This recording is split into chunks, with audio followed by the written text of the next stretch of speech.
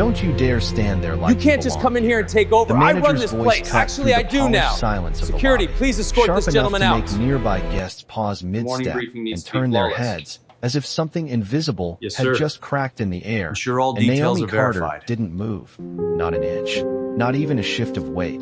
She simply stood there in her plain charcoal t-shirt, fitted dark jeans, and clean white sneakers. Her posture relaxed, but You rooted can't like just she had barge every in here right like to be this. This is a exactly where private she event. was. I own this Because she hotel. I can did, go anywhere I even like. if no one in that moment believed it. You The can't just come in chandelier here and light take above over. I run reflected this softly place. off Actually, the I do marble now. floor, Security, casting a please glow escort that this made gentleman out. everything look expensive, controlled, briefing needs to be curated. flawless. But the tension spreading through the space Yes, was sir. anything but controlled. Sure, all It was details are raw, verified. immediate, and growing by the second. Before we continue, where are you watching from?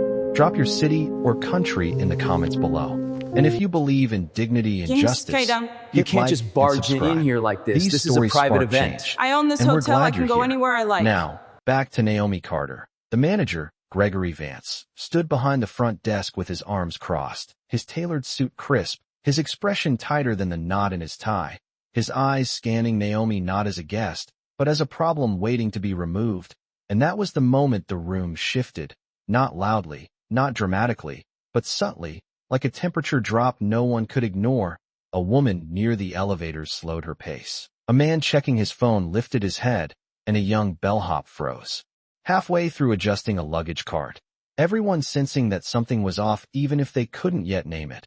Naomi's gaze didn't waver. She met Gregory's stare with a calm that didn't match the accusation hanging in the air, the kind of calm that didn't come from ignorance, but from experience, from having stood in rooms like this before and knowing exactly how they unfolded.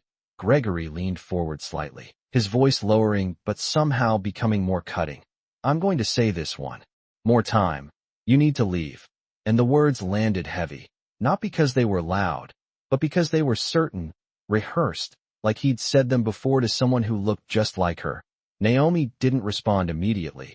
She let the silence stretch just long enough to make the people around them uncomfortable, her eyes briefly scanning the room, taking in the guests who were now pretending not to watch, the staff who were watching too closely, the subtle lines dividing who felt safe and who didn't. Then she spoke, her voice even, measured. You should check the reservation. And it wasn't a request, it wasn't defensive, it was a statement. A simple fact placed gently on the table like a card she didn't feel the need to slam down.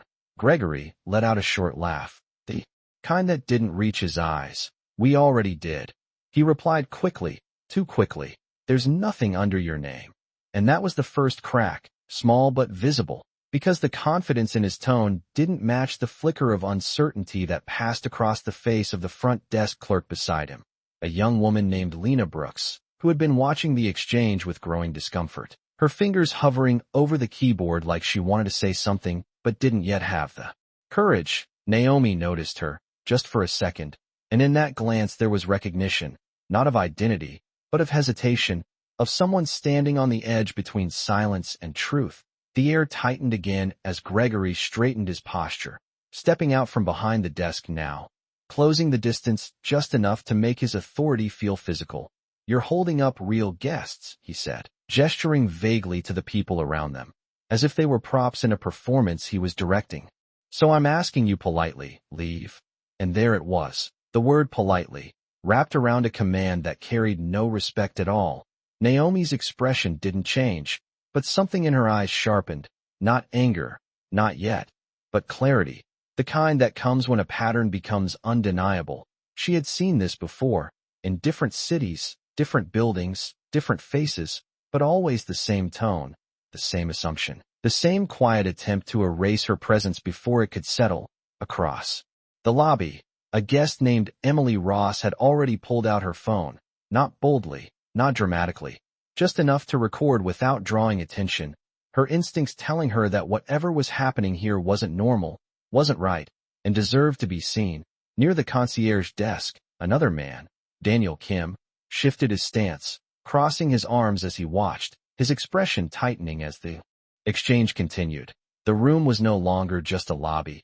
It was becoming something else, something charged, something that demanded a witness. Gregory's voice rose slightly, not shouting, but louder than before. enough to reclaim the space he felt slipping. Security is on standby, he added, as if that would end it, as if the threat of escalation would force Naomi to back down.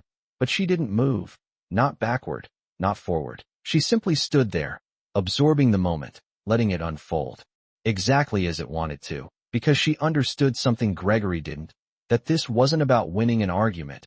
It was about revealing a truth, and truths have a way of surfacing when given just enough time. Lena finally spoke, her voice hesitant but clear. "Sir, I think we should double-check." But Gregory cut her off with a sharp glance. "I've already handled it," he said, his tone final, dismissive. And that was the second crack, larger this time, because now it wasn't just about Naomi. It was about control, about who was allowed to question the narrative and who wasn't. Naomi tilted her head slightly, her gaze returning to Gregory, and when she spoke again, her voice carried a quiet weight that seemed to settle over the room. "You didn't check," she said, not accusing, not emotional, just stating what she knew. And for a brief moment, Gregory hesitated, just a fraction of a second, but it was enough. Enough for Emily to step a little closer, enough for Daniel to uncross his arms, enough for Lena to glance back at the screen as if reconsidering everything she had just accepted. The lobby lights reflected in Naomi's eyes, steady, unwavering, and there was something in that steadiness that didn't match the role Gregory had assigned her. It didn't fit the script he was trying to enforce, and that mismatch was beginning to unravel him. "You think you can just walk in here and demand service?" he said, his voice tightening, trying to reassert control. "This isn't how it works." Naomi's lips curved slightly, not quite a smile, but something close, something knowing. "You're right," she replied softly. "This isn't how it works." And the echo of his own words coming back to him shifted the energy again, subtly but unmistakably, because now it felt less like she was defending herself and more like she was waiting for him to realize something he hadn't yet seen. Around them, the room held its breath, every small movement amplified, every glance carrying weight, and somewhere in that silence, the first signs of something larger began to emerge, something Gregory couldn't control, something that had already started moving the moment he decided she didn't belong. And Naomi, still standing exactly where she had been from the beginning, knew it was only a matter of time before the truth stepped forward and introduced itself.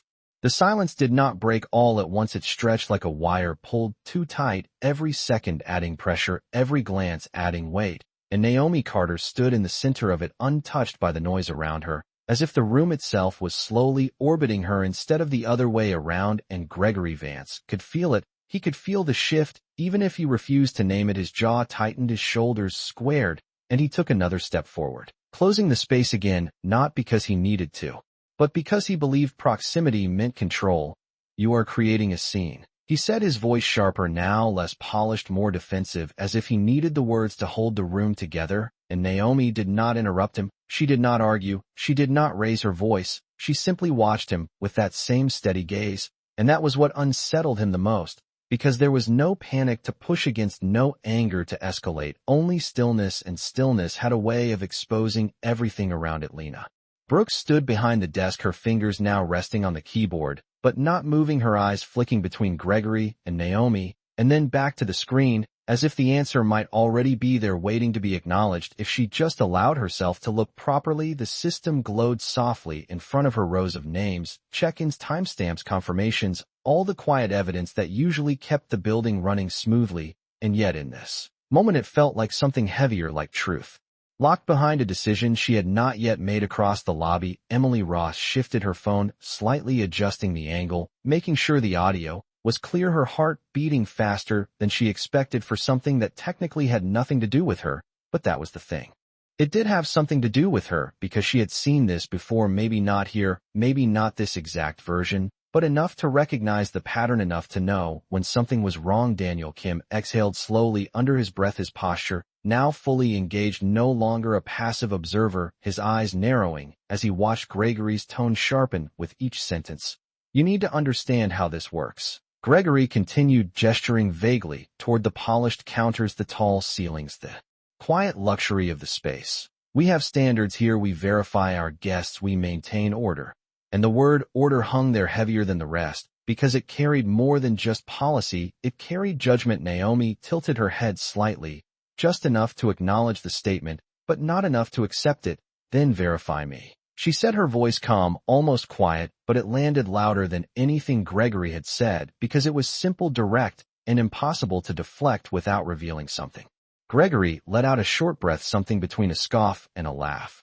I already told you there is nothing to verify, he said quickly, too quickly again, and that rhythm, that slight rush in his voice was beginning to show the cracks more clearly. Now Lena's eyes dropped to the screen again, her fingers hovering, and this time, she moved just slightly, pulling up the reservation panel, scrolling once, then stopping, her breath catching in a way she did not expect, because there it was, a name, Carter Naomi, highlighted with a VIP designation and an internal note that most staff would never even notice unless they knew where to look. Override level clearance, executive authorization. And for a second Lena froze, because the information in front of her did not match the reality being enforced in the room, and that kind of contradiction was not small, it was dangerous. Gregory continued, speaking, unaware of the shift behind him. You cannot just walk into a place like this and expect access without proper identification and verification, he said, his tone now louder, projecting authority toward the growing number of witnesses. That is not how a five-star property operates.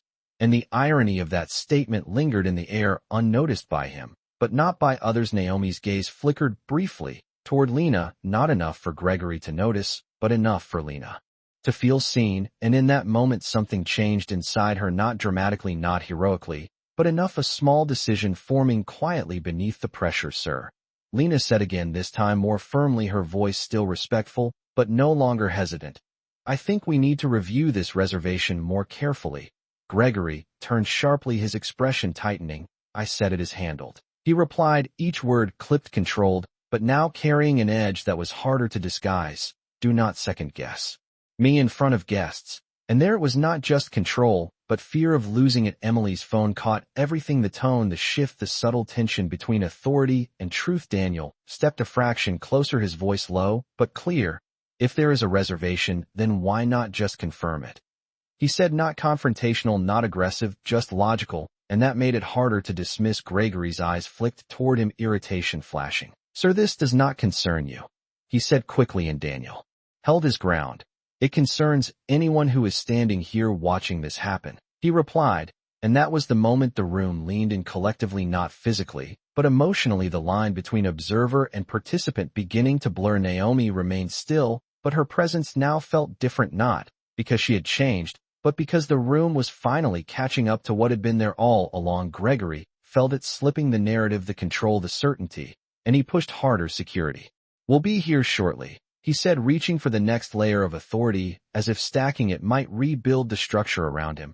At that point, this will be handled appropriately. Naomi nodded once slowly. Then let them come, she said, and there was no challenge in her tone, no threat, just acceptance, and that acceptance carried more weight than resistance ever could. Lena looked back at the screen again, her pulse quickening as she read the internal note more carefully, this time ownership link. Verified corporate file reference active, and her breath caught. Because now it was undeniable, this was not just a guess, this was something far beyond that. And suddenly the room made sense, the calm, the confidence, the refusal to engage emotionally. It was not restraint, it was certainty. Lena swallowed hard, her mind racing through what to say, how to say it, when to say it, because timing mattered now more than ever. Emily's voice broke the silence slightly as she whispered into her phone, this is not going the way he thinks it is. And Daniel nodded subtly, his eyes never leaving Gregory, who now stood at the center of a situation he no longer fully controlled. Naomi finally shifted her weight, just slightly, the first visible movement she had made since the confrontation began, and it was enough to draw every eye back to her. She reached into her pocket slowly, deliberately pulling out her phone, not in a rush, not as a reaction, but as a step already decided long before this moment. You said you checked, she said, her voice calm, steady, cutting through the noise without needing volume. So let us check again properly this time. Gregory opened his mouth to respond, but the words did not come as easily now, because the ground beneath his authority had started to give way, and somewhere behind him Lena took a breath, preparing to speak the truth she could no longer ignore, while the entire lobby held itself suspended in that fragile space between denial and revelation, where everything that had been hidden was about to come into view. Gregory's hesitation lasted less than a second, but in a room that had grown this quiet, even a second felt like a confession. His lips parted as if to respond, but the certainty that had carried him just moments ago was no longer there. It had thinned, stretched too far, and now it was beginning to snap. "There is nothing to check," he said again, but the repetition did not strengthen his claim. It weakened it, because now it sounded less like fact and more like insistence. Naomi Carter did not challenge him. She did not need to. Instead, she unlocked her phone with a single smooth motion, her expression unchanged, her breathing steady, as if everything happening around her was unfolding exactly on schedule. Lena Brooks felt it before she understood it, that shift in control, not loud, not obvious, but undeniable, like gravity changing direction. Her eyes flicked once more to the screen in front of her, and this time, she did not hesitate. She clicked deeper into the profile, expanding the internal notes, her pulse quickening as the information became clearer. Not just a reservation, not just a VIP, but a direct ownership link tied to corporate authority. Her fingers trembled slightly, not from fear, but from the weight of what she was about to say. Across the lobby, Emily Ross took a step closer, her phone steady, now capturing every word, every pause, every glance, while Daniel Kim moved just enough to stand within earshot of the desk, no longer pretending to be uninvolved. The space between staff and guests dissolving into a shared awareness. Gregory noticed the shift, the way people were no longer looking away, the way their attention had sharpened, and it unsettled him more than he wanted to admit. "This is not up for discussion," he said louder now, his voice cutting across the room, as if volume alone could restore order. "We have protocols, and I follow them." Naomi lifted her eyes from her phone and met his gaze again, calm, unhurried. "Then follow them correctly," she replied, and the sentence landed with quiet precision, no emotion, no accusation, just a mirror held up to his own words. Lena inhaled slowly, the decision forming fully now. She straightened her posture just enough to be seen. "Sir," she said, her voice clearer than before, steady despite the tension. "There is a reservation under her name, and it is not standard. It is marked as executive-level clearance." The words fell into the room like a key turning in a locked door. Gregory froze for a fraction of a second, then recovered quickly, too quickly. "You are misreading the system," he said sharply, turning toward her, his tone shifting from controlled to corrective. "That happens when you do not have enough experience with high-level bookings." But Lena did not look away this time. "I am not misreading it," she said quietly. "It is verified and linked to ownership authorization." The word ownership lingered in the air, heavier than everything that came before, and the effect was immediate. Emily's phone dipped slightly as she processed it. Daniel's brow furrowed deeper as he looked from Lena to Naomi and back again, and Gregory's composure fractured just enough for everyone to see it. Naomi said nothing. She did not rush to confirm. She did not step forward to claim anything. She simply allowed the room to absorb the information at its own pace, because truth, when given space, has a way of expanding on its own. Gregory shook his head, a short, sharp motion as if rejecting the entire premise. "That is not possible," he said, his voice tightening.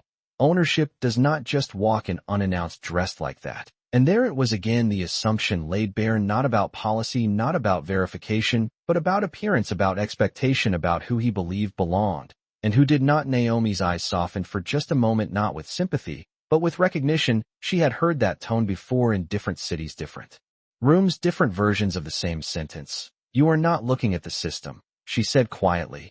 "You are looking at me." And the clarity of that statement shifted the room again, because it named what everyone was beginning to feel, but had not yet said out loud. Lena's grip on the edge of the desk tightened slightly as she nodded, almost imperceptibly confirming what Naomi had just articulated. Daniel let out a slow breath. "Then maybe the system is not the problem," he said, his voice calm but firm enough to carry. And Gregory's eyes snapped toward him, irritation flaring. "Sir, I need you to step back," he replied, but the authority in his tone no longer landed the same way, because the room had already started to question it. Emily spoke next, not loudly, but clearly enough to be heard. "If she is in the system, then why is this still happening?" And the simplicity of the question cut through everything. Naomi finally moved again, just a small step forward, closing the distance between herself and the desk, not aggressively, not confrontationally, but with purpose. She placed her phone gently on the counter screen, facing down, as if to signal that she did not need it yet. "You had a chance to verify," she said, her voice even. Now we will do it properly. Gregory's hands tightened at his sides. The control he had relied on slipping further with each passing second. Security will handle this, he repeated, but the repetition sounded hollow now, like a line delivered too many times without conviction. Lena glanced once more at the screen, then back at Naomi, and in that moment something settled inside her, not doubt, not fear, but certainty. Her profile includes direct executive override access. She added more firmly now, that level is restricted to ownership or board-level authority. The words landed and stayed. They're impossible to ignore. Gregory's breath caught just slightly as the reality pressed closer than he was ready to accept, but he still resisted, because accepting it would mean admitting something far larger than a mistake. It would mean confronting the assumption that had guided his actions from the beginning. Naomi's gaze remained steady on him, not harsh, not triumphant, just present. You can still correct this, she said softly, and the sentence held no threat, only truth, and that made it heavier than any accusation. The lobby stood suspended in that moment, every person aware that something irreversible was approaching, not through noise, not through force, but through clarity. And Gregory Vance, for the first time since the confrontation began, realized that the situation was no longer about removing a problem, it was about answering for one. And Naomi Carter, still calm, still grounded, knew that the next words spoken in that room would not just reveal the truth, they would define who chose to stand with it and who chose to fall without it. The air in the lobby did not just feel tense anymore, it felt charged, like something unseen had finally taken shape, and everyone in the room could feel it pressing against them. Gregory Vance stood frozen for a fraction longer than he intended, and that fraction was enough for doubt to slip through the cracks of his authority. His eyes darted briefly toward the screen behind the desk, then back to Naomi Carter, as if looking too long might confirm what he was still trying to deny. This does not change anything, he said finally, his voice lower now, less certain, but still pushing forward, as if momentum alone could carry him through. Even if there is a name in the system that does not grant access without proper procedure. Naomi did not interrupt him, she did not correct him, she simply listened, and that silence forced him to keep talking, to fill the space he no longer controlled. Lena Brooks stood still behind the counter, her breathing steady, now her earlier hesitation gone, replaced by something firmer, something grounded in the clarity of what she had seen on the screen. Her hands rested flat against the surface, as if anchoring herself to the truth she had already chosen not to ignore again. It is not just a name, she said carefully, choosing each word so there could be no misunderstanding. It is tied to a corporate profile with full override permissions. That means she does not need standard check and verification. Gregory turned sharply toward her, his expression tightening further, the frustration now visible not just in his voice, but in the set of his shoulders. You are overstepping, he snapped, though the sharpness of his tone now felt more defensive than authoritative. You do not make those calls, I do. But Lena did not look down this time. She did not retreat. I am not making a call, she replied quietly. I am reading what is already there. And that distinction hung in the air, heavy and undeniable. Across the lobby, Emily Ross adjusted her grip on her phone, her voice barely above a whisper, but clear enough to carry to those closest to her. He is not listening anymore. Daniel Kim nodded once, his gaze fixed on Gregory, not with anger, but with a kind of focused disbelief, the kind that comes when someone continues to argue against facts that have already been laid out plainly. Naomi shifted her weight slightly again, not out of impatience, but out of presence, as if reminding the room that she was still there, still waiting, still allowing this moment to unfold on its own terms. She rested her hand lightly on the edge of the desk, not claiming space, not demanding attention, just existing within it, with a quiet certainty that was beginning to reshape the entire atmosphere. You keep saying procedure, she said, her voice calm, steady. But procedure starts with verification, and you chose not to verify. Gregory exhaled sharply, the sound short, controlled, but edged with something closer to frustration now. Because I do not need to verify what is already obvious, he replied, and there it was again, the assumption laid bare more clearly, this time no longer hidden behind policy or protocol, but spoken as belief. Naomi's eyes did not harden, they did not flare with anger, instead they settled deeper, more focused. Obvious to who? She asked, and the question did not challenge, it revealed. And in revealing, it shifted the balance again. Lena glanced briefly at Naomi, then back at Gregory, as if measuring the distance between truth and denial. Sir, she said again, this time with a quiet firmness that carried further than before. The system shows that this property is part of a corporate portfolio under Carter Holdings, and her profile is directly linked to that ownership structure. The words ownership structure echoed in the space, more formal, more precise, leaving less room for dismissal. Gregory's jaw tightened, his mind moving quickly, searching for a way to regain control, a way to reframe the situation into something manageable, something that did not require him to admit what was becoming increasingly clear. That does not mean she is who she claims to be, he said, grasping for the last thread of resistance. Profiles can be misused, data can be incorrect. But even as he spoke, the argument sounded thinner, less grounded, because it required ignoring not just one detail, but all of them. Emily lowered her phone slightly, her eyes narrowing as she listened. Now he is reaching, she murmured, and Daniel responded quietly, because the alternative means he was wrong from the start. Naomi let the silence stretch again, just long enough for Gregory's words to settle and lose their weight before she responded. Then verify me properly, she said again, and this time there was a subtle shift, not in her tone, but in the room's reception of it, because now it no longer sounded like a suggestion, it sounded like the only reasonable next step. Gregory hesitated again, longer this time, his gaze flicking toward Lena, then toward the screen, then back to Naomi, as if the truth was something he could still outpace if he moved quickly enough.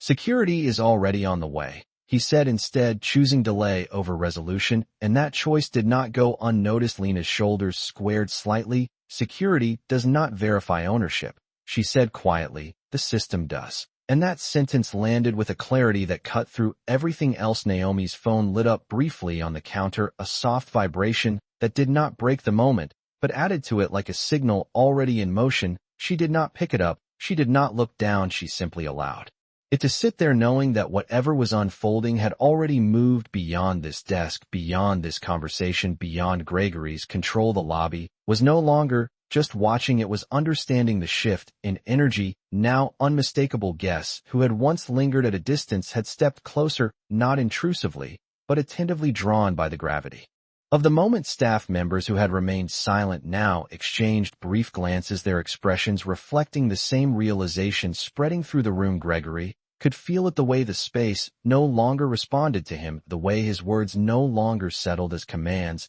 but floated uncertainly, waiting to be accepted and finding no place to land. You are making a mistake, he said finally, his voice quieter now, less certain, and for the first time directed not just at Naomi, but at the situation itself. Naomi met his gaze again, her expression unchanged, her voice calm, but carrying a weight that filled the space between them. No, she replied softly. You made it the moment you decided you already knew who I was without checking. And the truth of that statement did not need to be emphasized, it simply existed, undeniable in the air around them. Lena exhaled slowly, the tension she had been holding releasing just enough for her to stand fully in what she had already chosen. The verification is there, she said one final time, her voice steady, grounded. We just need to acknowledge it. And with those words the moment reached its edge, the point where denial could no longer hold. Without breaking, and everyone in the lobby could feel it, the quiet understanding that whatever happened next would not just resolve a misunderstanding, it would expose something far deeper about who had chosen to see and who had chosen not to. And Naomi Carter, still composed, still unwavering, stood at the center of it all, not forcing the outcome, not rushing the reveal, but allowing the truth to arrive exactly when the room was finally ready to hear it.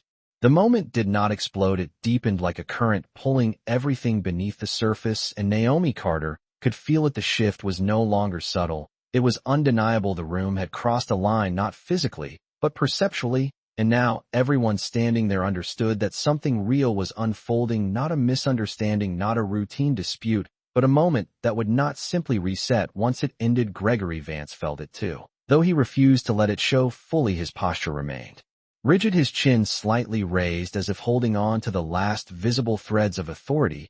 This conversation is over, he said, but the words lacked the finality they were meant to carry, because no one moved, not the guests, not the staff, not even Lena Brooks, who now stood with both hands resting firmly on the counter, her eyes no longer flickering between options, but fixed on the truth she had already chosen to stand with. It is not over, Lena said quietly, and the softness of her tone only made it more powerful. because it was not driven by emotion, it was grounded in certainty. Gregory turned toward her sharply, his expression tightening further. You need to step back, he said, his voice low but edged with warning. You are putting yourself in a position you do not understand. Lena inhaled slowly, her shoulders lifting just slightly before settling again. I understand exactly what I am seeing, she replied, and there was no hesitation, now no wavering, just a clear line drawn between what was real and what was being denied. Across the lobby, Emily Ross lowered her phone for a brief second, not because she was done recording, but because she needed to process what she was witnessing, her voice barely above a whisper as she spoke to Daniel Kim beside her. She is not backing down. Daniel nodded, once his gaze steady, because she knows she is right. Naomi did not speak immediately. She allowed the exchange to continue to unfold, because every word being spoken now was revealing more than any statement she could make herself. She watched Gregory not with hostility, but with a kind of quiet observation, as if studying the exact moment when control gives way to truth. Gregory exhaled sharply again, this time longer, his patience thinning as the situation refused to resolve on his terms. You are disrupting operations, he said, turning back toward Naomi, his tone shifting again, attempting to reclaim structure. Guests are waiting. This is not how we conduct business here. Naomi's eyes moved briefly across the lobby, taking in the faces, the stillness, the attention that had replaced routine movement. This is exactly how you conduct business, she said softly, and the words landed with a clarity that made the room feel smaller, more focused, because they did not accuse, they described. Lena's fingers pressed slightly into the surface of the desk as she spoke again, her voice steady.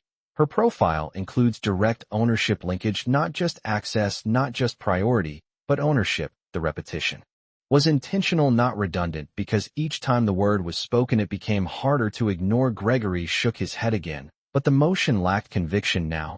Ownership does not operate like this, he said, his voice tightening. Executives do not arrive unannounced, without identification, without confirmation. Naomi tilted her head slightly, her expression unchanged. Executives do not need to prove themselves to their own system, she replied, and the sentence settled into the room like a final piece of a puzzle clicking into place. Emily's phone lifted again, capturing the moment, her voice now slightly louder as she spoke to her audience. He is arguing with the system now.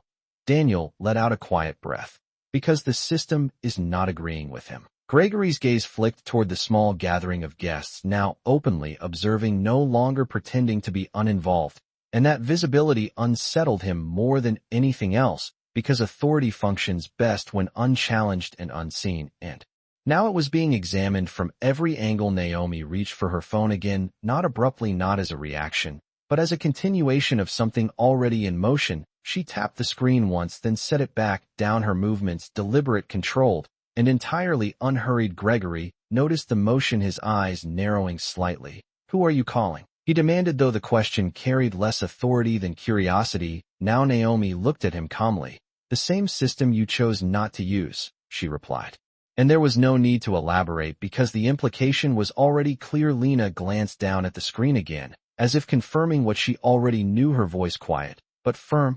The verification is active. The profile is real. Gregory's hands clenched briefly at his sides, a small involuntary reaction that did not go unnoticed by those watching. Emily whispered again. He knows, Daniel responded softly. He just does not want to say it. Naomi's gaze remained steady on Gregory, not pressing, not forcing, just present, allowing him the space to respond correctly if he chose to. Gregory swallowed once, the movement subtle but visible.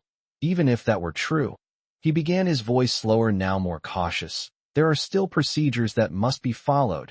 Naomi nodded once, acknowledging the statement without agreeing with its application. Then follow them, she said simply, and the simplicity of the instruction stripped away any remaining complexity Gregory had been using to avoid the obvious. Lena stepped slightly to the side, giving a clearer view of the screen, as if removing any final barrier between what was known and what was being resisted. It is all here, she said quietly. Name, profile, authorization, ownership link. Each word placed carefully, deliberately, until there was nothing left to reinterpret. The lobby had gone completely still now, the kind of stillness that does not come from silence, but from attention, every person present aware that They were witnessing something that would not be easily forgotten. Emily's recording hand steadied her breathing slower now, as if she understood that this moment was not about speed, but about clarity. Daniel's posture relaxed slightly, not because the tension had eased, but because the outcome was beginning to take shape. Naomi stood exactly where she had been from the beginning, her presence unchanged, her calm unbroken,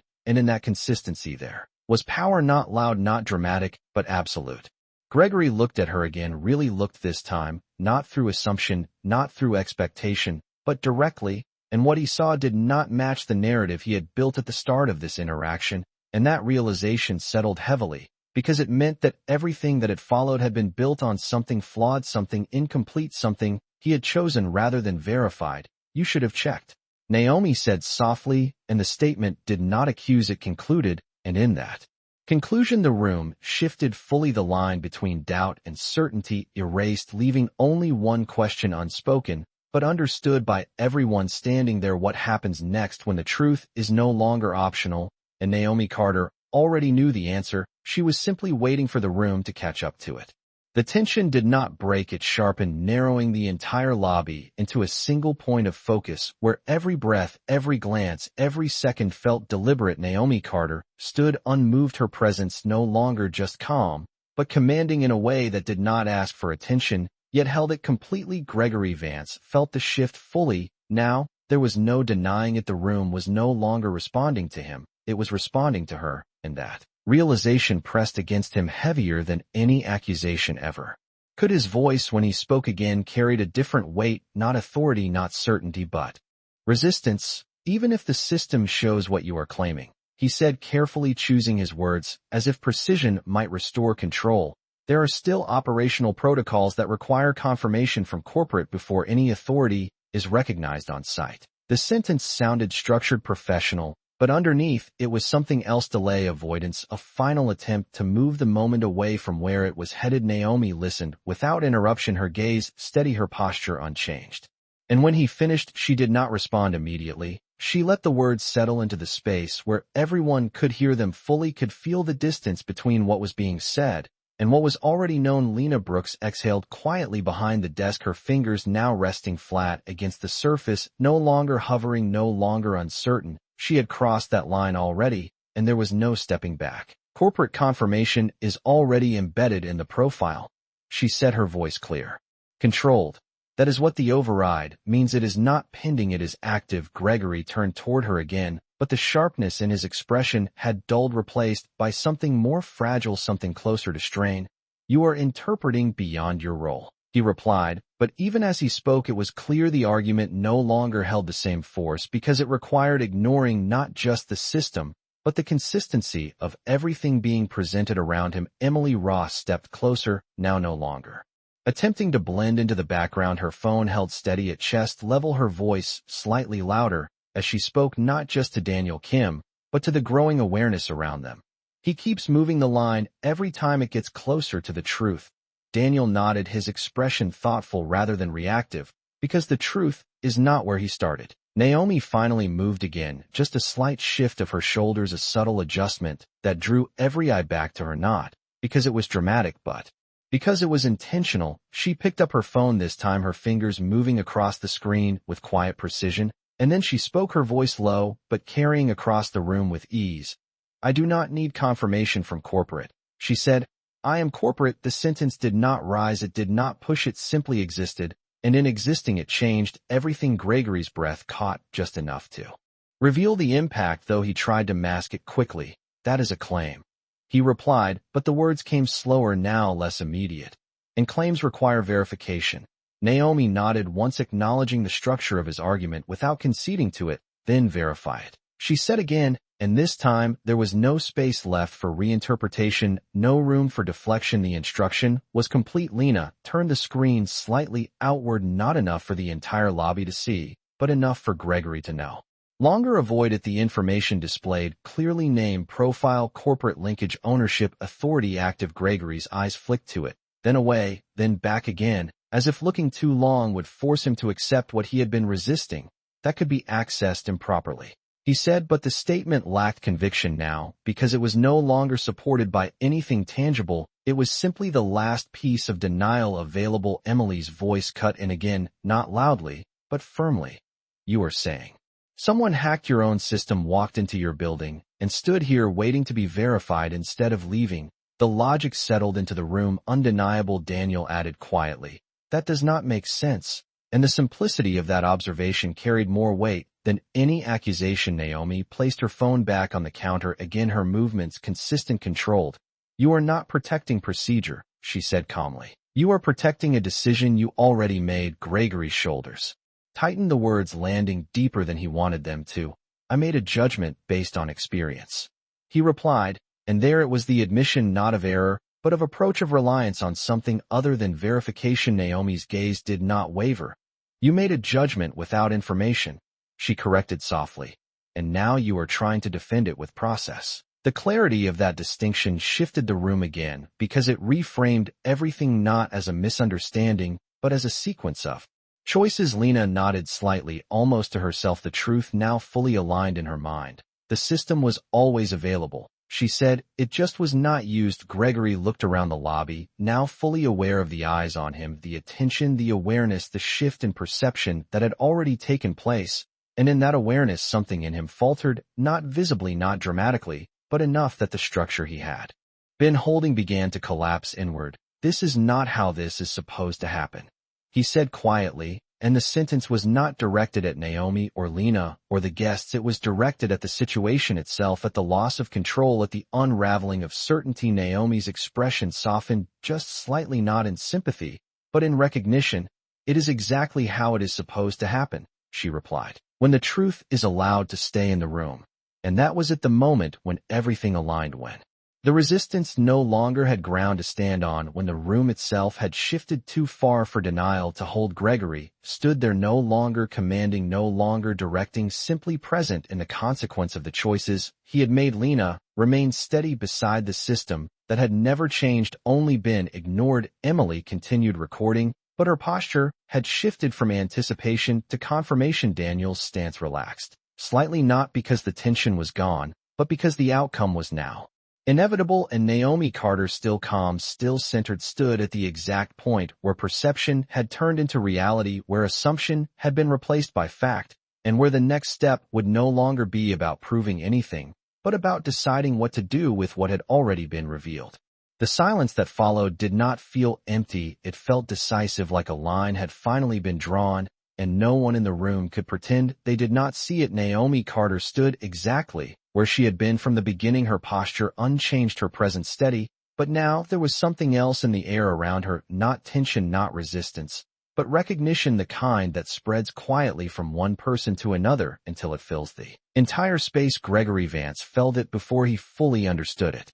The way the room no longer looked to him for direction, the way the energy that once followed his voice had shifted entirely away from him and settled somewhere he could not reach. This is not finished, he said, but the words came out slower than before, less like a command, and more like something he was trying to convince himself of. Naomi did not respond immediately. She let the sentence hang in the air just long enough for its lack of weight to become obvious. Lena Brooks remained still behind the desk, her hands no longer tense, her shoulders relaxed, just enough to show that the decision she had made was no longer uncertain. It was complete. She glanced once at the screen again, not because she needed confirmation, but because it grounded her in something undeniable, something that had not changed, no matter how much resistance had been placed in front of it. Emily Ross lowered her phone slightly, her expression no longer questioning but certain as she spoke quietly. He still thinks this can turn back. Daniel Kim shook his head gently. It already has turned. Naomi finally spoke, her voice calm, measured, carrying across the lobby without effort. You are right, she said softly. This is not finished. And the agreement in her tone caught Gregory off guard, not because of what she said, but because of how she said it. There was no challenge, no anger, only clarity. Gregory straightened slightly, seizing on the moment as if it offered him a way back into control. Then we need to escalate this properly, he replied quickly, his voice regaining a hint of structure. Corporate will need to be contacted directly, and until then access remains restricted. Naomi's gaze did not shift. Corporate is already involved, she said, and there was something in the way she said it that made the statement feel less like a response and more like a fact that had already been in motion long before this conversation began. Gregory frowned slightly, his brow tightening as he processed the implication. That is not possible, he said, but the certainty that once followed those words was gone, replaced by something thinner, something uncertain. Naomi reached for her phone again, this time lifting it from the counter and turning the screen toward herself. Her thumb moved once across the surface, and then she held it still, not presenting it, not forcing it, just allowing it to exist as part of the moment. Lena noticed at first the subtle change in Naomi's posture, the shift from stillness to action, and her eyes followed the movement. Instinctively, Emily raised her phone again, without thinking, her body responding to the feeling that something was about to happen. Daniel leaned slightly forward, his attention sharpening. Gregory's gaze locked onto Naomi's hand, his focus narrowing, as if everything else in the room had faded away. What did you just do? He asked, his voice quieter, now less demanding, more searching. Naomi looked at him calmly. I allowed the system to catch up to the truth, she replied, and the phrasing lingered, not immediately understood, but impossible to ignore. The lobby remained still, the kind of stillness that builds just before something changes, not suddenly, not violently, but definitively. Lena's screen flickered for a brief second, a subtle shift that would have gone unnoticed in any other moment, but here it stood out like a signal. Her eyes dropped instantly to the display, her breath catching as the interface updated, new lines appearing, permissions recalibrating, access levels shifting in real time. The system is updating, she said softly, almost to herself, but the words carried. Gregory turned toward her immediately. What do you mean updating? He asked, stepping closer to the desk for the first time, not as a position of control, but of necessity. Lena's fingers moved quickly, now navigating the screen, confirming what she was seeing. Executive override just activated at property level, she said, her voice steady, but filled with something new, not uncertainty, not fear, but realization. Access permissions are being reassigned. Gregory's expression tightened further, his eyes scanning the screen, as if searching for a way to reinterpret what was happening. That should not be possible without authorization, he said, but even as he spoke, the system in front of him continued to shift, confirming the opposite. Naomi remained still, her phone now resting lightly in her hand, her gaze steady on Gregory. You asked for corporate confirmation, she said quietly. This is it. The sentence did not rise, it did not press, it simply concluded something that had already been set in motion. Lena's screen continued to update, small indicators changing from restricted to active, from pending to confirmed, and with each shift the structure Gregory had been relying on weakened further. Emily whispered again, her voice now edged with something closer to awe. It is happening live. Daniel nodded slowly. Because she never needed permission, she already had it. Gregory took a step back, not abruptly, not dramatically, but enough to create distance between himself and the desk, as if space might give him time to process what was unfolding. This does not make sense, he said quietly, and for the first time his voice carried no authority, no command, only confusion. Naomi's expression remained calm, but there was a subtle shift now, not in emotion, but in presence, a quiet certainty that no longer needed to wait for recognition. It does, she replied.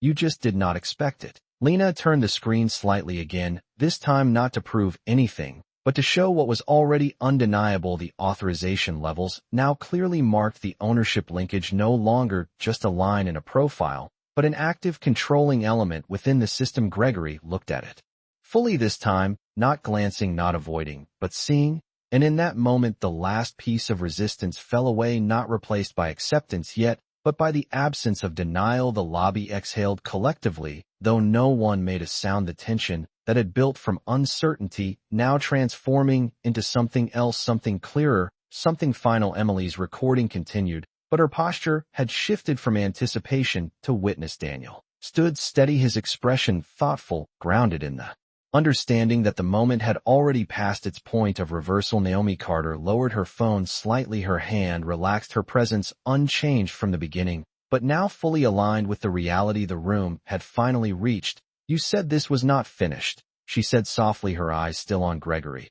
You were right. And the weight of that statement settled over everything, because now the question was no longer about who she was or whether she belonged. The question had become something else entirely: what happens when the truth arrives, and there is nothing left to stand between it and the people who chose not to see it.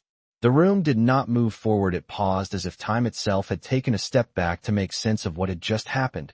And in that pause, Naomi Carter felt something familiar, not from this moment, not from this building, but from years before, from places that looked different, but felt exactly the same silence that followed doubt, the same shift that came too late, the same realization that only arrived after everything had already been decided about her before she ever spoke. Her eyes did not close, but her focus drifted inward just slightly enough for memory to rise, not as a distraction, but as a layer beneath the present. She saw another lobby, smaller, less polished, the floors not marble, but worn tile, the lighting harsher, the air colder. She was younger than, barely 19, standing in a borrowed blazer that did not quite fit her shoulders, holding a folder too tightly, as if grip alone could make her belong. She remembered the way the receptionist had looked at her, not with anger, not even with hostility, but with something quieter, something dismissive, like she had already been placed in a category before she even reached the desk. She remembered the words, not loud, not dramatic, just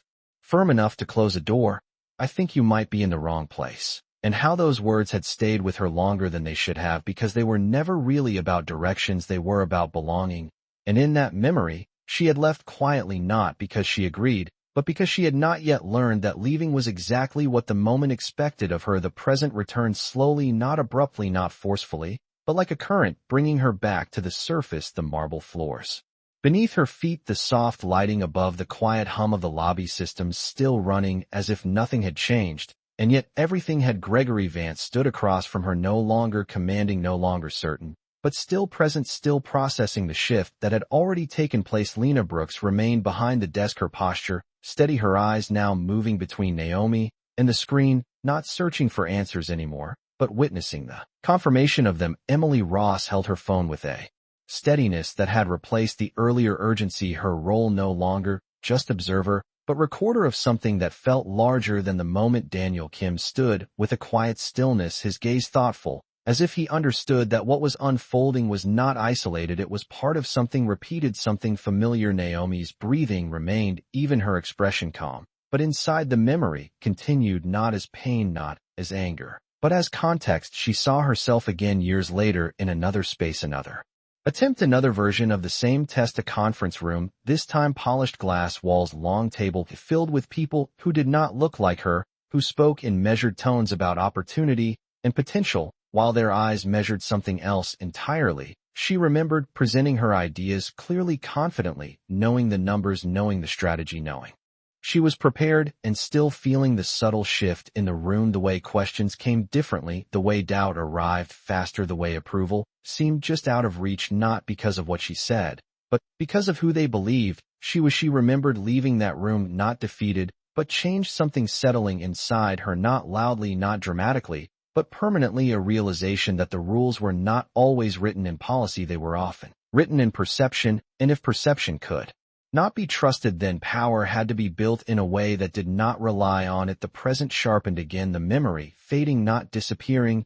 but folding into her awareness like a foundation beneath her feet. Gregory's voice broke the silence, not as strong as before, not as certain, but still searching for ground. This should have been clarified earlier, he said, and the pause between his words revealed more than the words themselves. Naomi looked at him, not with judgment, not with triumph, but with clarity. "It was available earlier," she replied softly. "You just chose something else." And the statement did not reach backward, it anchored itself in the present. Lena's eyes softened slightly, not with sympathy, but with understanding. She had seen the screen, she had seen the data, but now she was seeing something else, the space between information and decision, the place where choices are made long before facts are checked. Emily lowered her phone just a fraction, her voice quiet, but filled with recognition. "This is not new to her," she said, and Daniel nodded slowly. "No, it is not." Naomi's gaze drifted briefly across the lobby, taking in the details, the architecture, the lighting, the people, all of it familiar and unfamiliar at the same time. Because she had built spaces like this, she had designed experiences like this, she had ensured that every detail communicated a sense of belonging, and yet standing here, she had been treated like an interruption rather than an owner, and that contrast did not surprise her. It confirmed something she had understood for a long time. Gregory shifted his weight slightly, his stance no longer fixed, his certainty no longer intact. There were indicators that were not clear, he said, as if trying to rebuild a narrative that could still support him. Naomi tilted her head slightly, her expression unchanged.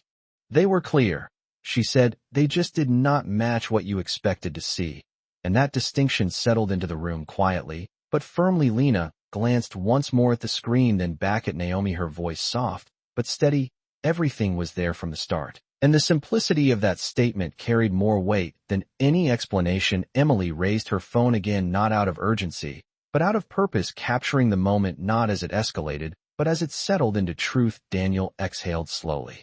His posture relaxed, but his attention still focused. Naomi stood in that space between past and present, between memory and reality, her calm, not a reaction, but a result of everything she had already lived through. Everything she had already understood. The moment did not feel new to her, it felt familiar, and that familiarity gave her something Gregory could not access: certainty, without noise, strength, without force, clarity, without explanation. She looked at him again, not as an opponent, not as a problem, but as someone standing at the edge of a realization he had not yet fully accepted. This moment did not start here, she said quietly. It just showed up here. And the words did not accuse, they connected, linking the present to something larger, something deeper, something that could not be dismissed as a single mistake. Lena felt it, the weight of that truth, the way it extended beyond the desk, beyond the system, beyond this one interaction. Emily felt it too, her recording no longer just documentation, but acknowledgement. Daniel understood it without needing it explained, the pattern, the repetition, the familiarity. Gregory stood in the center of it, no longer resisting, not fully accepting, but no longer able to deny. The ground beneath him had changed, and Naomi Carter, still calm, still grounded, stood not just in her space, but in her position, no longer waiting, no longer proving, simply present. As the room finally began to understand not just who she was, but what it meant that she had always been exactly where she belonged. The shift from memory back into the present did not feel abrupt, it felt earned, like the room itself had finally caught up to a truth Naomi Carter had been carrying long before she stepped through those doors, and now that truth was no longer contained within her. It had spread into the space, into the system, into the people who were standing there watching, understanding, connecting the moment to something larger. Gregory Vance stood still, his posture no longer rigid, but uncertain, his hands no longer positioned with authority, but resting awkwardly at his sides, as if he no longer knew where they belonged. His voice, when it came, was quieter, stripped of the edge it once carried. If there has been a misunderstanding, he began, and even the word misunderstanding felt fragile in the air, like something that could not fully support what had already been revealed. Naomi did not interrupt, she allowed him to continue, because the moment was no longer about stopping him, it was about letting him arrive at the truth on his own terms. Gregory swallowed, once his gaze dropping briefly before lifting again. Then it can be resolved internally, he said, and the phrasing was careful, deliberate, an attempt to contain the situation, to keep it within the boundaries he still believed he could manage. Naomi's eyes remained steady on him, her expression calm, but her presence now unmistakably firm. This was internal, she replied softly. From the moment you decided not to verify, and the clarity of that statement removed the distance Gregory was trying to create. Lena Brooks stood behind the desk, her shoulders squared, her voice ready before she even realized it. The system logs show no verification attempt, she said quietly, and the precision of her words added weight. Not emotion, but fact. Emily Ross lowered her phone slightly, her voice thoughtful as she spoke. So this was never about process. Daniel Kim nodded, once his gaze moving between Gregory and Naomi. It was about assumption, and the words settled into the space with a quiet finality. Gregory's jaw tightened again, but not with defiance this time, with realization, the kind that does not arrive all at once, but builds until it can no longer be ignored. I followed my training, he said, and the statement sounded less like justification and more like something he was trying to understand himself. Naomi tilted her head slightly, her eyes focused, not unkind, but unyielding. Then your training failed you, she said calmly, because it taught you to decide before you checked. The sentence did not accuse, it revealed, and in revealing it shifted the conversation from a single action to a system of thinking. Lena felt it, the weight of that distinction, her fingers resting lightly on the desk as she spoke again. The tools were there, the information was there, the access was there. She paused briefly, then added, the choice was not. Emily raised her phone again, capturing the exchange not as confrontation, but as clarity, her voice steady now.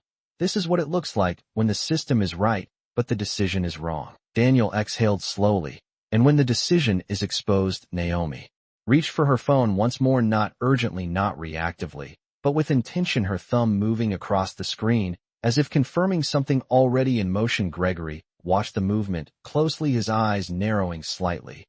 "What are you doing now?" he asked, and the question carried something new, not control, not command, but concern. Naomi did not look away from the screen as she answered, "Completing the process you started," she said, and the words landed with quiet precision. Lena's screen updated again, the interface shifting with a smooth efficiency that felt almost clinical in contrast to the tension in the room. "Additional authorization protocols are being activated," she said, her voice steady but edged with awareness. "Corporate-level review initiated." Gregory took a small step back, the motion subtle but significant, as if the ground beneath him had shifted once more. "That is not necessary," he said quickly, but the urgency in his voice now came from a different place, not authority but consequence. Naomi lifted her eyes to meet his again. "It is necessary," she replied, because this was not a system failure. The distinction was clear, and it carried weight. Lena nodded slightly, her gaze fixed on the screen. "The system worked exactly as designed," she said. "It was bypassed." Emily's expression tightened, not with anger, but with understanding. "So now it gets documented," she said quietly. Daniel added and corrected. Gregory's shoulders dropped just slightly, the resistance that had held him upright finally giving way to something heavier, something closer to acceptance. "I did what I thought was right," he said, and the sentence lingered, not as a defense, but as a reflection. Naomi's expression did not change, but her voice softened just enough to carry a different kind of weight. "You did what felt familiar," she said, "not what was right." And the difference between those two ideas settled deeply into the room. Lena felt it, the shift from individual action to pattern, from moment to meaning. Emily captured it. Daniel recognized it. Gregory stood within it, no longer able to separate himself from it. Naomi Carter remained steady, her presence unchanged, but now fully aligned with the direction the moment had taken. She was no longer waiting for recognition. She was moving forward with resolution. Her phone rested once again on the counter, the screen dimming slightly as the process continued in the background. Lena's system reflected the same movement, updates, confirming actions, logging decisions, recording everything that had led to this point. Gregory looked at the screen, then at Naomi, then back again, as if trying to understand how quickly everything had changed. "What happens now?" he asked, and the question was no longer about control, it was about outcome. Naomi held his gaze, her voice calm but final. "Now," she said, "it becomes real," and the words settled over the room like a quiet conclusion, not loud, not dramatic, but absolute, because what had begun as doubt had moved through resistance into clarity, and now into consequence, and Naomi Carter stood at the center of it, not as someone proving who she was, but as someone who had never needed to prove it at all. The words did not echo, they settled, and once they settled, they changed the room completely, because there was no longer a question of what had happened, only an understanding of what it meant. Naomi Carter stood with the same calm presence she had carried from the beginning, but now that calm no longer felt like patience, it felt like authority, fully revealed, not announced, not declared, but recognized. Gregory Vance felt it before he could respond, the shift from conversation to consequence, the moment where explanation no longer held value and outcome took its place. His mouth opened slightly as if to speak, but the words did not come immediately, because there was nothing left to frame, nothing left to reinterpret. The system had already spoken. Lena Brooks watched the screen closely, her eyes tracking each update, each confirmation, each line of data turning into action. "Corporate audit protocol has been fully activated," she said, her voice steady but carrying a quiet gravity. "All managerial permissions are under review, effective immediately." The phrase "under review" did not sound temporary. It sounded final in a way that did not need to raise its voice. Emily Ross inhaled slowly, her phone still raised, but her posture now grounded. "This is the part people never see," she murmured, and Daniel Kim responded softly, "because it usually does not happen in real time." Naomi did not move forward. She did not step back. She simply remained exactly where she was, allowing the system to unfold around her without interference, because this was not about display, it was about alignment. Gregory's eyes moved between Lena's screen and Naomi's face, his expression tightening, not with resistance now, but with realization. "This is excessive," he said finally. But even he seemed to hear the weakness in the statement. As soon as it left him, Naomi's gaze remained steady. It is proportional, she replied calmly, to what was ignored. And the precision of that response left no room for negotiation. Lena's screen shifted again, new indicators appearing alongside Gregory's profile, his access level changing in real time, the interface marking a transition from active authority to restricted oversight. Managerial control has been suspended pending review, Lena said, and her voice did not waver, because at this point the system required no interpretation. It was simply executing. Emily lowered her phone slightly, just enough to take in the full scene, her voice quiet but clear. He cannot undo this. Daniel nodded once. Because it was never his to control. Gregory took another step back, the distance between him and the desk widening, not by intention, but by instinct, as if his body understood before his mind did that the position he had occupied no longer existed. There must be a process for appeal, he said, and the sentence sounded more like a question than a statement. Naomi tilted her head slightly, acknowledging the shift without softening its impact. There is, she said. It begins with accountability. The word did not strike, it settled, and in settling it defined the next phase. Lena glanced briefly at Naomi, then back at the screen, her voice steady as she continued reading the updates. All staff interactions within the last hour are being logged and flagged for compliance review, she said. Audio and visual records are being secured. Emily's grip on her phone tightened slightly, her awareness sharpening. So everything is documented now, she said. Daniel responded quietly. Everything that mattered already was. Naomi's phone vibrated once again on the counter, but this time she did not reach for it. She did not need to. The process was already in motion beyond her direct input. Gregory looked at the device, then back at her, his expression caught between confusion and recognition. You set this up before you walked in, he said slowly. Naomi shook her head. Just once. No, she replied. I built a system that does not need me to be present to function, and that distinction carried weight far beyond the moment. Lena's eyes softened slightly as she processed that statement, not just as information, but as understanding the difference between authority that reacts and authority that exists. Emily whispered almost to herself, that is real power. Daniel nodded in agreement. It does not argue, it activates. Gregory stood still now, no longer searching for control, no longer attempting to redirect the moment. His voice, when it came again, was quieter, more grounded.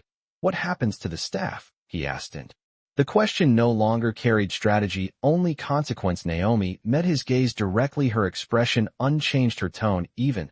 They will be reviewed based on action, not assumption, she said. The system will determine who followed protocol and who replaced it with judgment. Lena's screen updated again, as if in response to those words, individual staff profiles appearing with status indicators next to each name: active, compliant, flagged, under review. The structure precise, impartial, unmistakable. Emily raised her phone again, capturing the clarity of it, her voice steady. It is not personal, it is procedural now, Daniel added softly. The way it should have been from the start.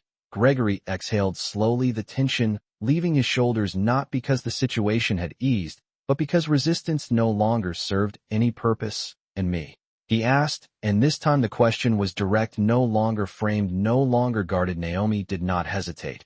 You will be evaluated by the same standard you chose not to use, she said, and the fairness of that statement carried more weight than any punishment. Lena felt it, the balance, the alignment, the system returning to the function it was designed for. Emily understood it as she recorded not just the event, but the principle behind it. Daniel recognized it as the difference between control and accountability. Naomi Carter remained steady at the center of it. All not elevated, not removed, but fully present as the structure she had built revealed itself not through words, but through action. The lobby, which had once felt like a stage for conflict, now felt like a space for resolution, not loud, not dramatic, but complete. Gregory Vance stood within that resolution, no longer directing, no longer defining, simply part of the outcome he had set in motion. And Naomi, knowing that the moment had reached its turning point, did not raise her voice, did not claim victory. She simply allowed the truth to remain exactly where it was, visible, undeniable, and finally understood by everyone in the room. The words did not echo, they settled, and once they settled, they changed the room completely. Because there was no longer a question of what had happened, only an understanding of what it meant. Naomi Carter stood with the same calm presence she had carried from the beginning, But now that calm no longer felt like patience, it felt like authority fully revealed, not announced, not declared, but recognized. Gregory Vance felt it before he could respond. The shift from conversation to consequence, the moment where explanation no longer held value and outcome took its place. His mouth opened slightly as if to speak, but the words did not come immediately, because there was nothing left to frame, nothing left to reinterpret. The system had already spoken. Lena Brooks watched the screen closely, her eyes tracking each update, each confirmation, each line of data turning into action. Corporate audit protocol has been fully activated. She said, her voice steady but carrying a quiet gravity. All managerial permissions are under review, effective immediately. The phrase "under review" did not sound temporary, it sounded final in a way that did not need to raise its voice. Emily Ross inhaled slowly, her phone still raised, but her posture now grounded. "This is the part people never see," she murmured, and Daniel Kim responded softly, "because it usually does not happen in real time." Naomi did not move forward, she did not step back, she simply remained exactly where she was, allowing the system to unfold around her without interference, because this was not about display, it was about alignment. Gregory's eyes moved between Lena's screen and Naomi's face, his expression tightening, not with resistance now, but with realization. "This is excessive," he said finally. But even he seemed to hear the weakness in the statement. As soon as it left him, Naomi's gaze remained steady. "It is proportional," she replied calmly, "to what was ignored." And the precision of that response left no room for negotiation. Lena's screen shifted again, new indicators appearing alongside Gregory's profile, his access level, changing in real time, the interface, marking a transition from active authority to restricted oversight. "Managerial control has been suspended pending review," Lena said, and her voice did not waver, because at this point the system required no interpretation, it was simply executing. Emily lowered her phone slightly, just enough to take in the full scene, her voice quiet but clear. "He cannot undo this." Daniel nodded once, "because it was never his to control." Gregory took another step back, the distance between him and the desk widening, not by intention, but by instinct, as if his body understood before his mind did that the position he had occupied no longer existed. "There must be a process for appeal," he said, and the sentence sounded more like a question than a statement. Naomi tilted her head slightly, acknowledging the shift without softening its impact. "There is," she said. "It begins with accountability." The word did not strike, it settled, and in settling it defined the next phase. Lena glanced briefly at Naomi, then back at the screen, her voice steady, as she continued reading the updates. "All staff interactions within the last hour are being logged and flagged for compliance review," she said.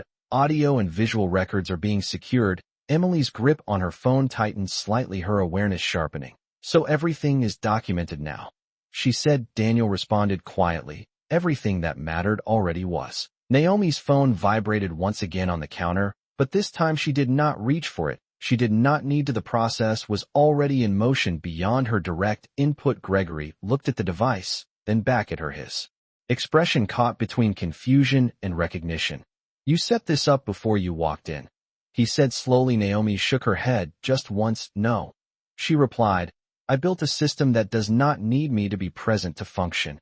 And that distinction carried weight far beyond the moment. Lena's eyes softened slightly as she processed that statement, not just as information, but as understanding the difference between authority that reacts and authority that exists. Emily whispered almost to herself, "That is real power." Daniel nodded in agreement. "It does not argue, it activates." Gregory stood still now, no longer searching for control, no longer attempting to redirect the moment. His voice, when it came again, was quieter, more grounded. "What happens to the staff?" he asked, and the question no longer carried strategy, only consequence. Naomi met his gaze directly, her expression unchanged, her tone. "Even they will be reviewed based on action, not assumption," she said. "The system will determine who followed protocol and who replaced it with judgment." Lena's screen updated again, as if in response to those words, individual staff profiles appearing with status indicators next to each name: active, compliant, flagged, under review. The structure precise, impartial, unmistakable. Emily raised her phone again, capturing the clarity of it, her voice steady. "It is not personal, it is procedural now," Daniel added softly. "The way it should have been from the start." Gregory exhaled slowly, the tension leaving his shoulders, not because the situation had eased, but because resistance no longer served any purpose, and me? He asked, and this time the question was direct, no longer framed, no longer guarded. Naomi did not hesitate.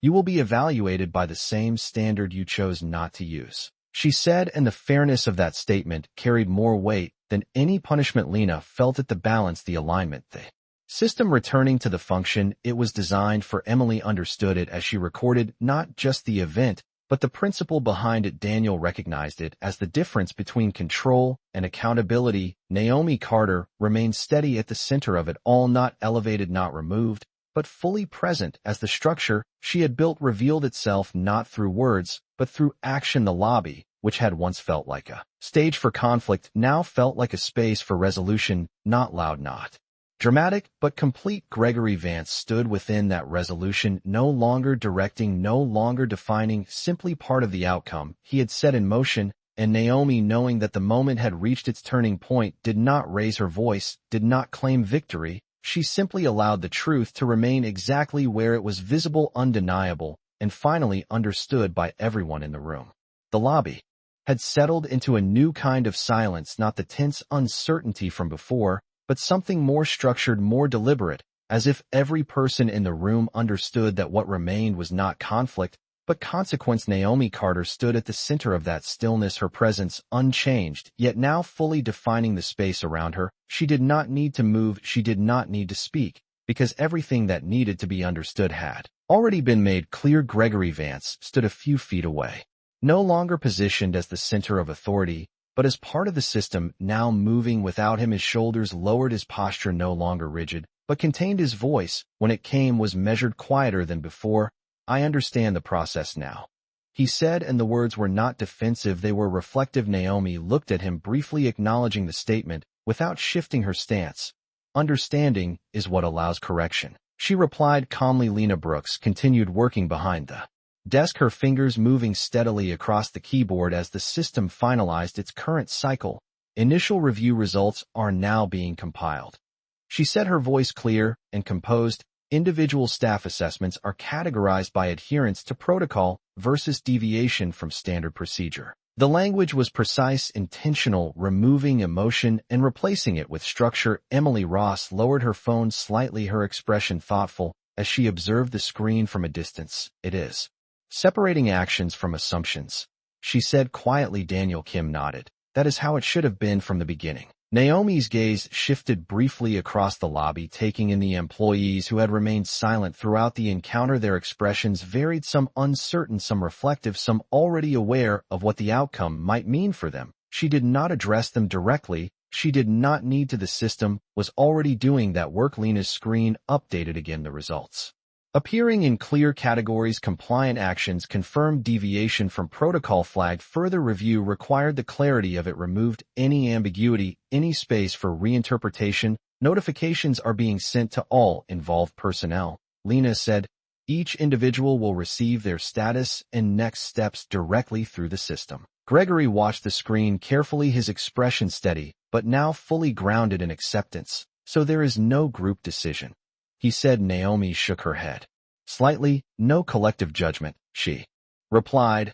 Only individual accountability. The distinction was quiet, but powerful. Emily raised her phone again, capturing the moment, her voice steady. That changes everything, Daniel responded softly, because it removes the excuse of following others. Naomi remained still, her posture balanced, her tone even. Every decision stands on its own, she said. That is what makes it fair. Lena nodded subtly, her focus remaining on the system as it continued to process. Final determinations will include corrective action plans where necessary, she added. Training adjustments and role evaluations will be assigned based on findings. Gregory exhaled slowly, the tension leaving him not as relief, but as understanding. So this is not just about consequence, he said. Naomi met his gaze again. It is about correction, she replied, so it does not repeat. The words settled into the room with a quiet finality. Emily's expression softened slightly as she lowered her phone again. She is not just fixing what happened, she said. She is changing what happens next. Daniel nodded in agreement. That is what leadership looks like. Naomi did not respond to that. She did not need to. The system continued to speak for her, through its actions, through its structure, through its consistency. Lena's screen displayed the final stage of the initial process: confirmation notices, sent review protocols, active oversight assigned, each element aligning with the standard Naomi had described. The process is now fully active.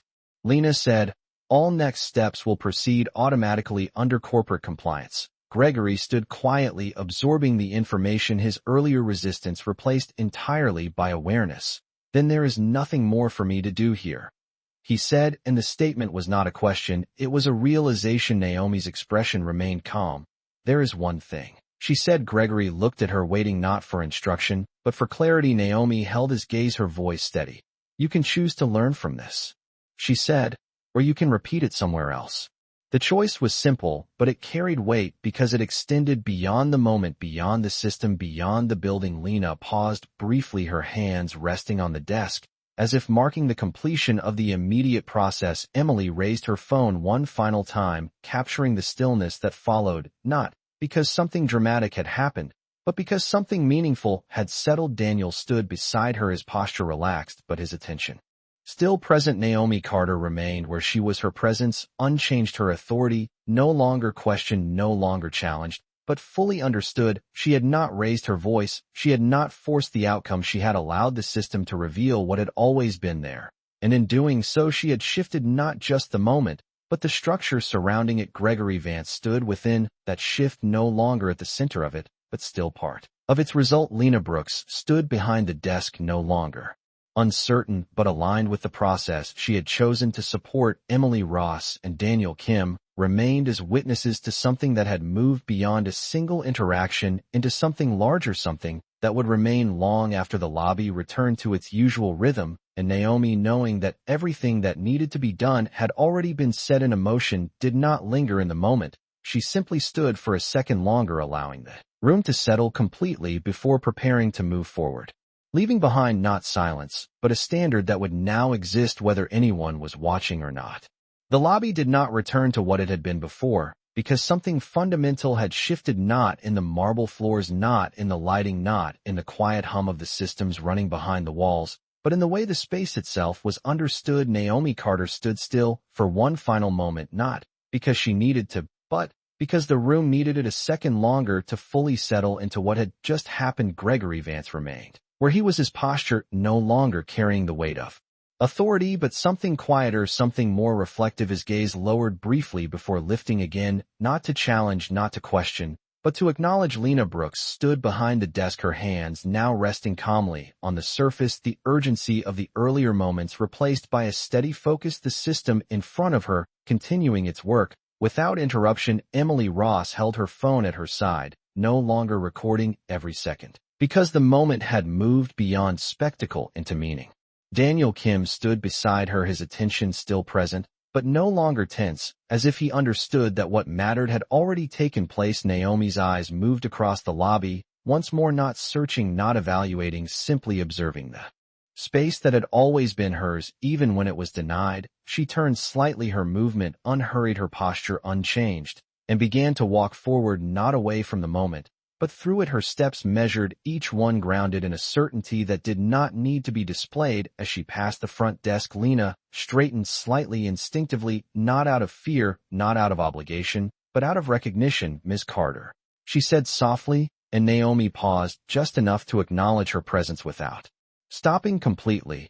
You chose to see what was there, Naomi replied, her voice calm. Keep doing that. Lena nodded once, the weight of those words settling deeper than any instruction. Gregory watched the exchange, his expression thoughtful, his earlier certainty replaced by something more complex, something that would not resolve immediately, but would stay with him long after this moment ended. Naomi continued forward, the sound of her steps soft against the floor, the lobby parting around her, not physically but perceptually, as if the space itself had adjusted to her presence in a way it had refused to do before. Emily stepped slightly aside, her voice quiet but clear as Naomi passed. Thank you, she said, not for the moment, not for the outcome, but for something deeper, something that had been revealed. Naomi did not stop, she did not turn fully, she simply inclined her head slightly, acknowledging the words without needing to respond. Daniel watched her go, his expression steady. She did not Prove anything. He said softly. She revealed it. And the distinction lingered. Emily nodded slowly, understanding now that what she had recorded was not just an event, but a reflection of something larger, something that extended beyond this lobby, beyond this building, beyond this moment. Lena returned her attention to the system, her movements precise, her focus clear, no longer guided by uncertainty, but by alignment. The structure she was working within now fully understood. Gregory remained still for a moment longer, then exhaled quietly, the sound not heavy, not dramatic, but real, as if something within him had shifted in a way he could not yet fully define. He glanced once more at the desk, at the system, at the space that had changed around him, and then lowered his gaze again, not in defeat, but in reflection. Naomi Carter reached the far end of the lobby.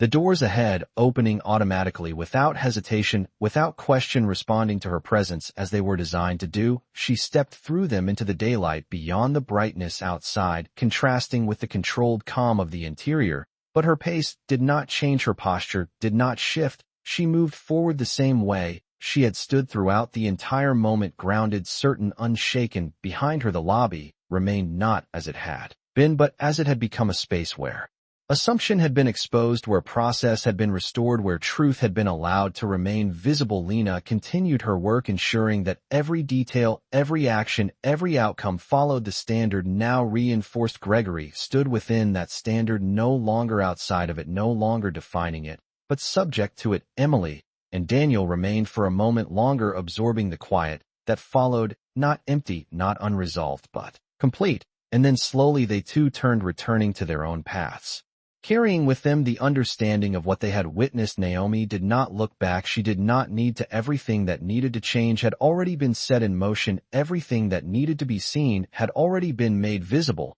And as she walked forward into the world beyond the doors, her voice, though not spoken aloud, seemed to linger in the space she had left behind, not as a statement, not as a declaration, but as a truth that no longer required explanation. I did not need to raise my voice. I raised the standard instead. And in that quiet truth, the story did not end. It settled into something lasting, something that would remain long after the moment itself had passed.